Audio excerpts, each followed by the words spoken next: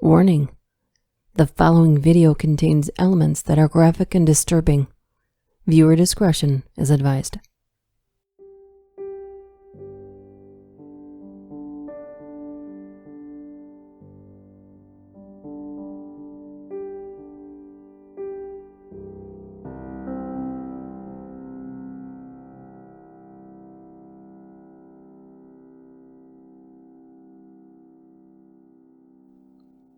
Most people have heard the horrible tales of psychological experiments performed on innocent people and animals, most prevalently during war times. Many scoff at their stories, calling them crazy, solid in their conviction that these things could not have possibly have happened. Others gasp as they hear the retelling of the monstrous behaviors of doctors with way too much power and the fact that no one put a stop to it. Here are 10 unethical psychological experiments. Enjoy.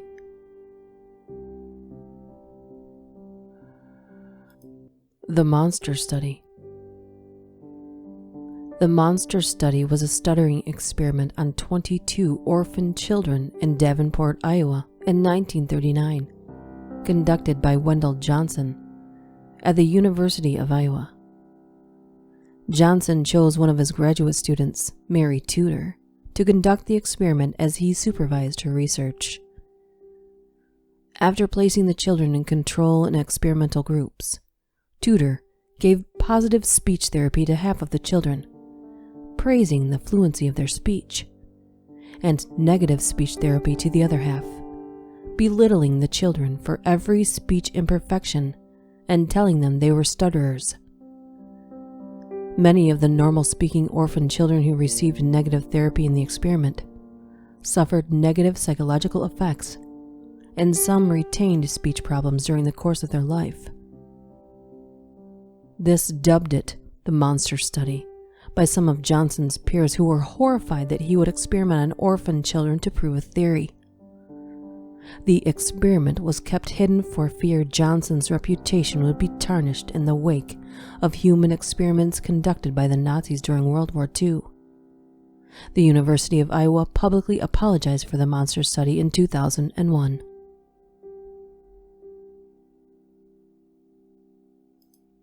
The Aversion Project in the 1970s and 1980s. South Africa's apartheid army forced white lesbian and gay soldiers to undergo sex change operations in the 70s and the 80s, and submitted many to chemical castration, electric shock, and other unethical medical experiments. Although the exact number is not known, former apartheid army surgeons estimate that as many as 900 forced sexual reassignment operations may have been performed between 1971 and 1989 at military hospitals. It was part of a top-secret program to root out homosexuality from the service. Army psychiatrists, aided by chaplains, aggressively ferreted out suspected homosexuals from the armed forces, sending them discreetly to the military psychiatric units, chiefly Ward 22 of one military hospital near Pretoria. Those who could not be cured with drugs, aversion therapy, hormone treatment, and other radical psychiatric means were chemically castrated or given sex change operations. Although several cases of lesbian soldiers' abuse have been documented so far, including one botched sex change operation, most of the victims appear to have been young 16 to 24-year-old white males drafted into the apartheid army. Dr. Aubrey Levine, head of the study, is now clinical professor in the Department of Psychiatry, the Forensic Division, at the University of Calgary's Medical School. He is also in private practice as a member in good standing of the College of Physicians and Surgeons of Alberta.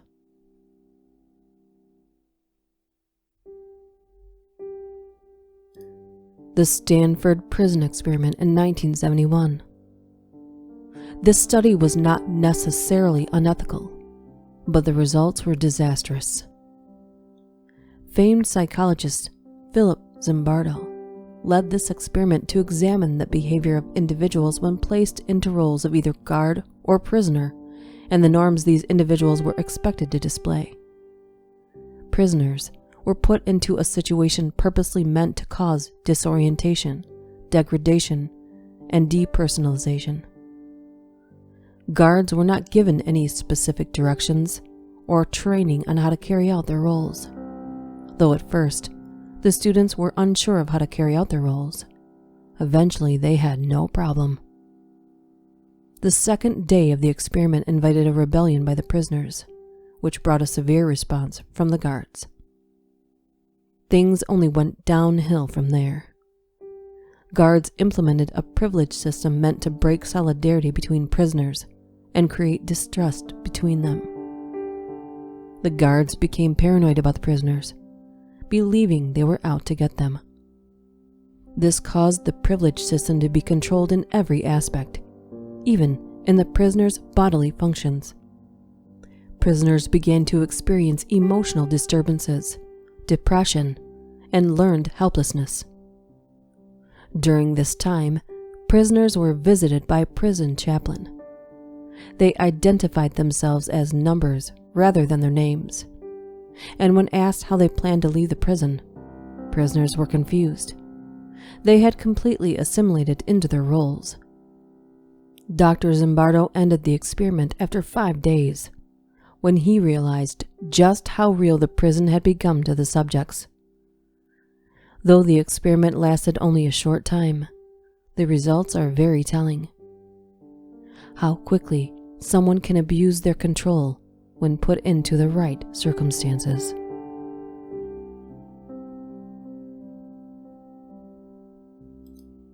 Monkey drug trials of 1969.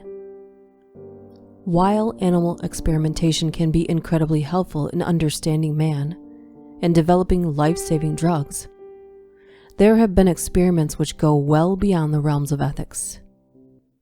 The monkey drug trials of 1969 were one such case. In this experiment, a large group of monkeys and rats were trained to inject themselves with an assortment of drugs, including morphine, alcohol, codeine, cocaine, and amphetamines. Once the animals were capable of self-injecting, they were left to their own devices with a large supply of each drug. The animals were so disturbed, as one would expect, that some tried so hard to escape that they broke their arms in the process. The monkeys taking cocaine suffered convulsions and in some cases tore off their own fingers, possibly as a consequence of hallucinations. One monkey taking amphetamines tore off all the fur from his arm and abdomen, and in the case of cocaine and morphine combined, death would occur within 2 weeks. The point of the experiment was simply to understand the effects of addiction and drug use.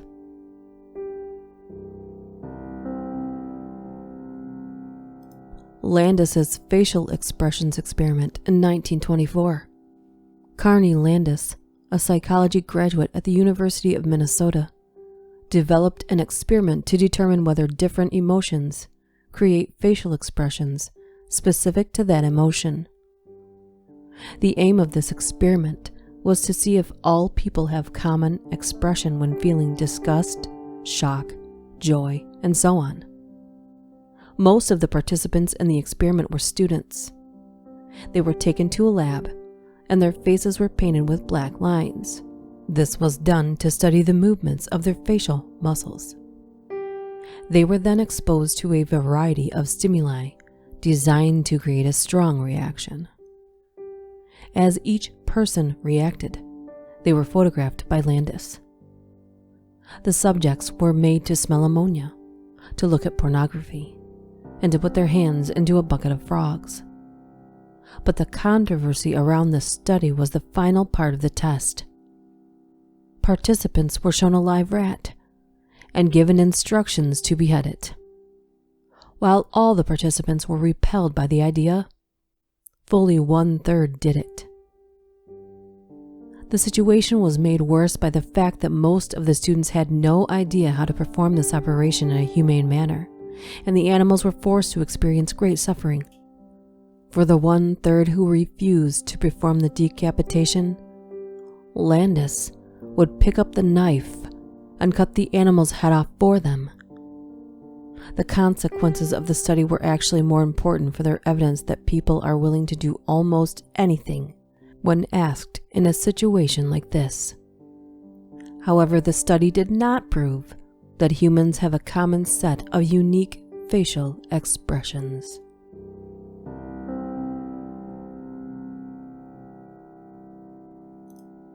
Little Albert, 1920.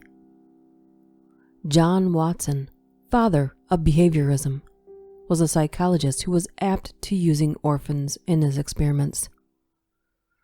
Watson wanted to test the idea of whether fear was innate or a conditioned response.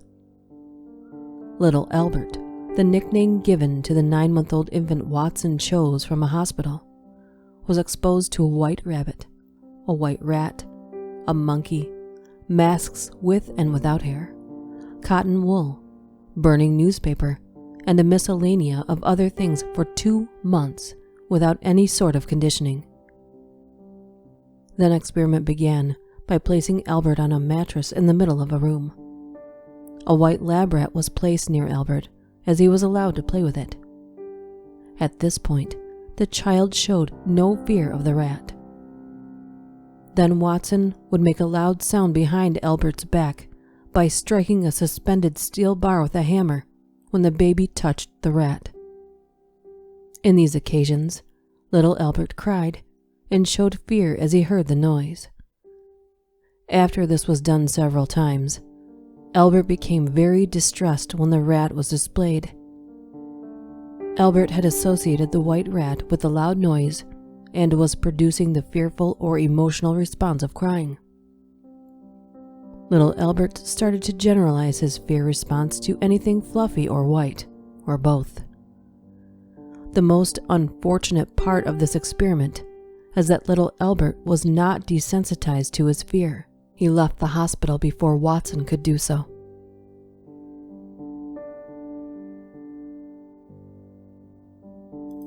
Learned helplessness, 1965. Psychologists Mark Seligman and Steve Mayer conducted an experiment in which 3 groups of dogs were placed in harnesses. Dogs from Group 1 were released after a certain amount of time, with no harm done. Dogs from Group 2 were paired up and leashed together, and one from each pair was given electrical shocks that could be ended by pressing a lever. Dogs from Group 3 were also paired up and leashed together, one receiving shocks, but the shocks didn't end when the lever was pressed. Shocks came randomly and seemed inevitable, which caused learned helplessness, the dogs assuming that nothing could be done about the shocks. The dogs in Group 3 ended up displaying symptoms of clinical depression. Later, Group 3 dogs were placed in a box by themselves. They were again shocked, but they could easily end the shocks by jumping out of the box. These dogs simply gave up, again displaying learned helplessness.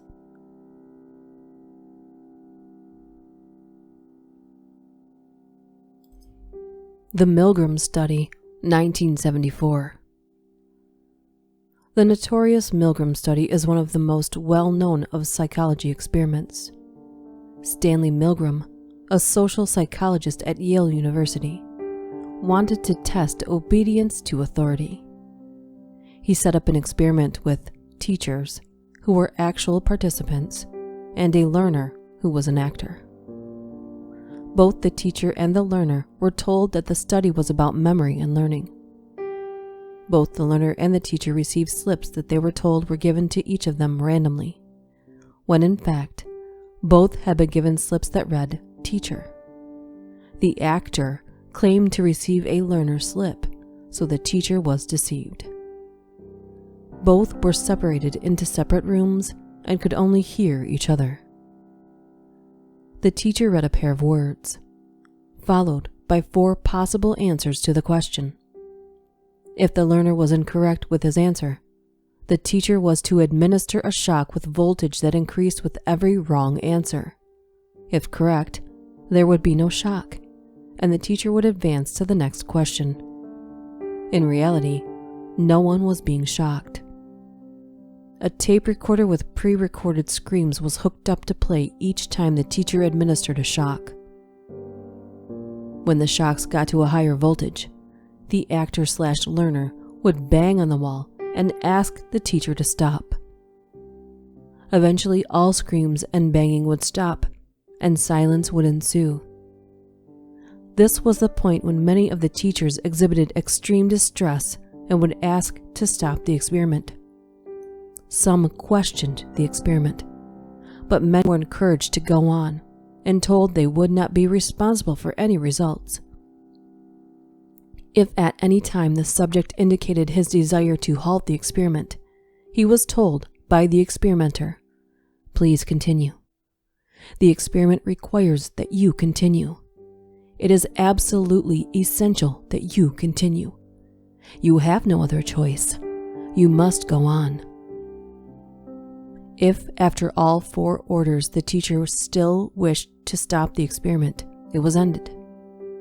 Only 14 out of 40 teachers halted the experiment before administering a 450-volt shock, though every participant questioned the experiment, and no teacher firmly refused to stop the shocks before 300 volts. In 1981, Tom Peters and Robert H. Waterman wrote that Milgram experiment and the later Stanford prison experiment were frightening in their implications about the danger lurking in the human nature's dark side.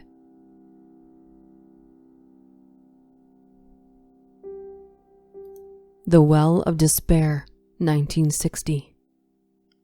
Dr. Harry Harlow was an unsympathetic person, using terms like the rape rack and Iron Maiden in his experiments. He is most well known for the experiments he conducted on rhesus monkeys concerning social isolation. Dr. Harlow took infant rhesus monkeys who had already bonded with their mothers and placed them in a stainless steel vertical chamber device alone, with no contact, in order to sever those bonds. They were kept in the chambers for up to 1 year. Many of these monkeys came out of the chamber psychotic, and many did not recover. Dr. Harlow concluded that even a happy, normal childhood was no defense against depression, while science writer Deborah Bloom called these common sense results.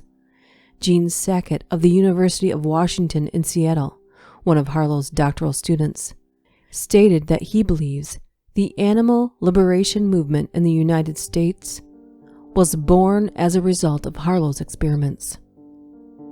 William Mason, one of Harlow's students, said that Harlow kept this going to the point where it was clear to many that the work was really violating ordinary sensibilities, that anybody with respect for life or people would find this offensive. It's as if he sat down and said to himself, "I'm only going to be around for another 10 years. What I'd like to do then is leave a great big mess behind." If that was his aim, he did a perfect job.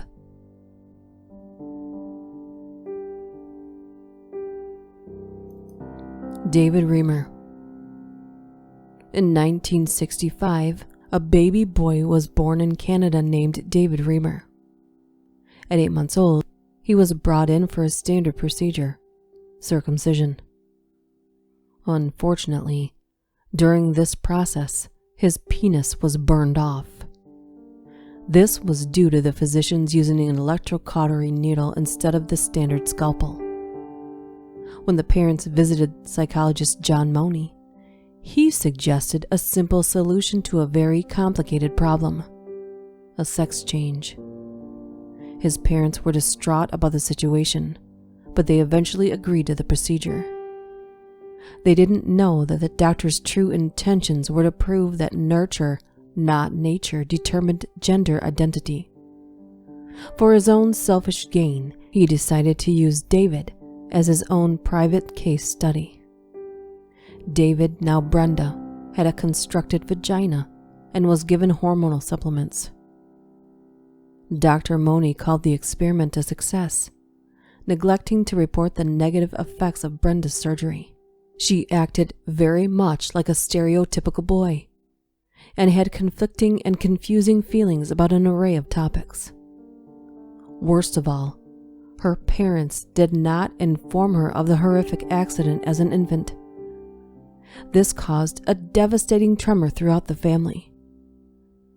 Brenda's mother was suicidal, her father alcoholic, and her brother severely depressed. Finally, Brenda's parents gave her the news of her true gender when she was 14 years old.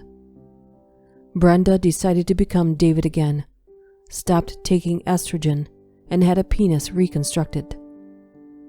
Dr. Money reported no further results beyond insisting that the experiment had been a success, leaving out many details of David's obvious struggle with gender identity. At the age of 38, David committed suicide.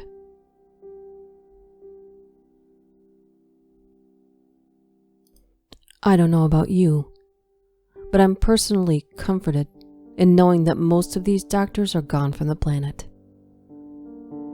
As for the few out there still using living beings to further their research and disregarding ethics in medicine and life in general, watch your backs. See you next time.